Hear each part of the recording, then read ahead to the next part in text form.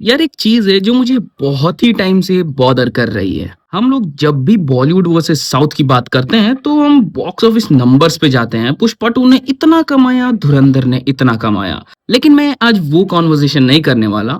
मैं बात करना चाहता हूँ रिस्क की, जेन्युइन रिस्क की। जब कोई फिल्म मेकर या एक्टर अपना पूरा करियर एक ही फिल्म पे लगा दे, उस रिस्क 12-18 महीने होने वाले हैं ना, इंडियन सिनेमा के लिए शायद से हिस्ट्री में सबसे ज्यादा इम्पोर्टेंट 18 महीने होने वाले हैं। बिकॉज जो भी फिल्में आने वाली हैं इंडियन सिनेमा की तरफ से, वो हॉनेस्टली मुझे भी अनकंफर्टेबल करा देती हैं।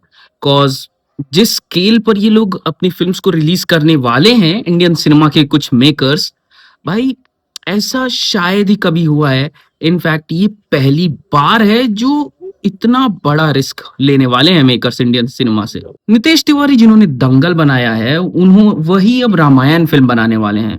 बजट दोनों फिल्मों का मिला के 4,000 करोड़ बताया जा रहा है, अप्रोक्सीमेटली $500 मिलियन, जो कि शायद इंडियन सिनेमा की ही नहीं, पूरे दुनिया में one of the most expensive films में से एक बनती है। हाँ, दो पार्ट्स में बन रही है, बट इसे कंटिन्यूअसली बनाया जा रहा है। इसका मतलब ये है कि दोनों एक ही फिल्म है, बस जैसे कट कर देते हैं ना, जैसे कि धुरंधर जैसे फिल्म थी, पूरी फिल्म एक बार में शूट कर ली गई, उसके बाद से उसे कट करके दो पार्ट्स में रिलीज किया गया।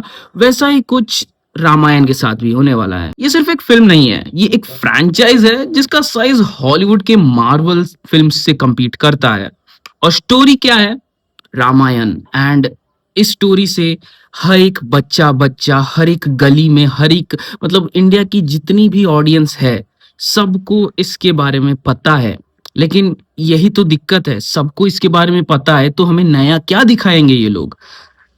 टू बी ऑनेस्ट, ये बहुत ही बड़ा रिस्क है इंडियन सिनेमा के लिए। एंड ऐसा क्यों है मैं बताऊंगा आप लोगों को। तो एक तरफ तो गारंटेड इमोशनल कनेक्शन है, लेकिन दूसरी तरफ यही सबसे बड़ी रिस्क भी हो सकती है, क्योंकि जब स्टोरी इतनी क्लोज हो लोगों के दिल से, तो एक्सपेक्टेशंस सेट नहीं होती। एक्सपेक्टेशंस बहुत ही ज्यादा हाई होती है, इनफाइनाइट हो जाती हैं। एक भी चीज अगर गलत हुई ना, बहुत ही बड़ा ब्लंडर हो सकता है। कॉज कैस्टिंग को लेके ऑलरेडी बहुत कुछ चल रहा है। कॉज देखो, फिल्म की अनाउंसमेंट हुई एंड जब पता चला कि रणबीर कपूर इसमें राम जी का रोल प्ले कर रहे हैं, तो बहुत ही लोग ट्रोलिंग करने लगे कि भाई ऐसा बंदा जो बीफ खाता हो एंड एक कैसेनोवा कहलाता हो, वो अपने लॉर्ड राम के कैरेक्टर को कैसे प्ले कर सकता है? बट यही तो दिक्कत है कि हमारे इंडिया में ना, लोग रियल लाइफ पर्सनालिटी को ज्यादा फोकस करते हैं instead of the person who works for it. Like जो बंदा वो काम करता है उसको ज्यादातर महत्व नहीं दिया जाता इधर। बट वो जो बंदे की हैबिट्स होती हैं उसकी पर्सनल लाइफ में, उनको लेके बहुत ही ज्यादा ट्रोलिंग चल रही होती है, जो कि गलत है मेरे हिसाब से। बट देखते हैं कि ये कंट्रोवर्सी कहाँ तक जाती है। बट ये भी एक बहुत ही ज्यादा टर्निंग पॉइंट हो सकता है अगर फिल्म में रणबीर कपूर उतनी ज्यादा अच्छी परफॉर्मेंस ना दे, जो कि बहुत रेयरली होता है कि वो अच्छी परफॉर्मेंस ना दे, बट होपफुली देंगे। नितेश तिवारी से खुद पूछा गया था कि रणबीर कपूर को क्यों चूज किया, तो उन्होंने बोला कि there was nobody better than Ranbir Kapoor to portray all these things and manage the expectations of a billion people. 1 billion लोगों की एक्सपेक्टेशंस के ऊपर रणबीर कपूर खड़े उतरेंगे, ऐसा नितेश तिवारी का कहना है। एंड हॉनेस्टली मुझे भी ऐसा लगता है कि Ranbir Kapoor is the best choice. Cause हाँ, you guys can go on comment करो अपने थॉट्स, अपने ओपिनियंस हमें कमेंट्स में बताओ, लेकिन मेरे ओपिनियन में Ranbir Kapoor was the best.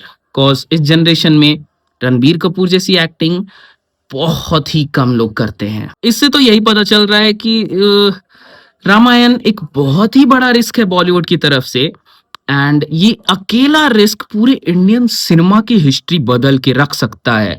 अगर ये फिल्म चल गई तो तुम लिख के रख लो, अगले 5 साल के अंदर महाभारत एक सीरीज नहीं, एक फिल्म फ्रैंचाइज बन के निकलेगी। एंड इसके बारे में कोई बात नहीं कर रहा, लेकिन मैं कह रहा हूं कि महाभारत अगला बिग प्रोजेक्ट बनेगा इंडियन सिनेमा की तरफ से, जो कि सिर्फ बॉलीवुड या साउथ साउथ सिनेमा नहीं, बल्कि Hollywood, south cinema and Bollywood, ये तीनों इंडस्ट्रीज मिल के इसके ऊपर काम करेंगी। एंड इसमें ना कुछ भी लाइक एक रहता है ना कि compete करना है एक दूसरे से, वैसा कुछ नहीं होगा। ये एक अलग ही लेवल की लाइक फ़िल्म फ्रैंचाइज़ बन सकती है। एंड हॉनेस्टली मैं तो चाहता हूँ कि महाभारत बने, एंड मैं सबसे ज़्यादा ये चाहता हूँ कि रामायण हिट हो, एक ब्लॉकबस्टर हो, इंडियन सिनेमा की तरफ से फर्स्ट बिलियन डॉलर वाली फ़िल्म बने, तभी जाकर महाभारत के ऊपर बातचीत होगी एंड उसके ऊपर एक प्रोजेक्ट रिलीज़ किया जाएगा। And I just can't wait for it. अब थोड़ा साउथ सिनेमा की तरफ जाते हैं। देखो साउथ सिनेमा की तरफ से ना भाई दर्जनों भरे फिल्म्स रिलीज हो रही हैं, बट उतनी बड़ी फिल्म नहीं। बट हाँ, इंडिया की one of the biggest films बन रही हैं, लेकिन उतनी बड़ी नहीं कि हम लोग उससे लिटरली रामायण से कंपेयर करें। बट स्टिल रामायण के बाद इन्हीं फिल्मों का नाम आएगा। वाराणसी, राका, स्पिरिट एंड ड्रैगन भी फिल्म आ रही है, जो कि हाँ उतनी ज्यादा लेवल पे नहीं है जैसे कि 1000 करोड़ बजट या 1400 करोड़ बजट या 900 करोड़ बजट। बट स्टिल ये फिल्म लाइक जिस तरह की टीजर हमने देखा है, जिस तरह का टीजर प्रशांत नील ने रिलीज किया है, वही देखकर तो लग रहा है कि ये वर्ल्ड सिनेमा की तरफ जा रहे हैं, जो कि बहुत ही अच्छी बात है।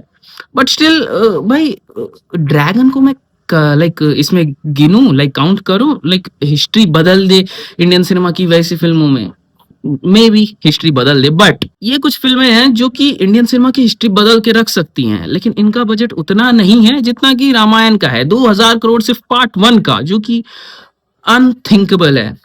हाँ, वाराणसी का बजट 1400 करोड़ है एंड इसके पास फुल पोटेंशियल है कि बिलियन डॉलर्स सिर्फ 1400 करोड़ के बजट में बना ले। कॉज एस एस राजमौली एक ऐसे डायरेक्टर हैं जिनके पास एक भी फ्लॉप फिल्म नहीं है, एंड हो सकता है कि ये उनकी फर्स्ट फ्लॉप फिल्म भी बन जाए, बट नहीं, बहुत ही ज्यादा रेयर है, बहुत ही ज्यादा रेयरली ये चांसेस है कि ये फिल्म फ्लॉप होगी। कॉज भाई हाइप तो है, बहुत ज्यादा हाइप है, एंड स्पेशली मैं नहीं चाहता कि कोई भी फिल्म फ्लॉप हो। कॉज अगर कोई भी फिल्म फ्लॉप हो गई तो भाई महाभारत के रास्ते बंद हो जाएंगे। एंड यही तो एक चीज है जो कि मुझे बहुत ही ज्यादा अच्छी लग रही है एस एस राजमौली की तरफ से। कॉज देखो उनकी फिल्मोग्राफी में ना एक भी ऐसी फिल्म नहीं है जो कि फ्लॉप हुई हो। एंड ये कितना क्रेजी फैक्ट है, वो इंडस्ट्री में लगभग पिछले 20 सालों से हैं, 25 सालों से हैं, बट स्टिल एक भी फ्लॉप नहीं है। Can you imagine that? So hopefully ये भी एक बहुत ही ज्यादा बड़ी ब्लॉकबस्टर हो जाए, but who knows, may be अगर नहीं हुई तो स्ट्रीक टूट जाए, बट होपफुली होगी। देखो तो मैं अपने रियल क्वेश्चन पे ना अब वापस आता हूँ, जो कि है रिस्क कौन ज्यादा ले रहा है, बॉलीवुड या फिर साउथ सिनेमा? तो देखो रिस्क तो सभी इक्वली ले रहे हैं, बट मेरे ख्याल से सबसे बड़ा रिस्क ले रहे हैं बॉलीवुड वाले। कॉज देखो उनकी तरफ से सिर्फ एक ही फिल्म है जो कि हम लोगों के दिमाग में आती है जब हम लोग बोले कि इंडियन सिनेमा की हिस्ट्री बदल के रख सकती है, वो है रामायण। एंड साउथ सिनेमा में बहुत सारी ऐसी फिल्म्स हैं जो कि इंडियन सिनेमा की हिस्ट्री बदल के रख सकती हैं।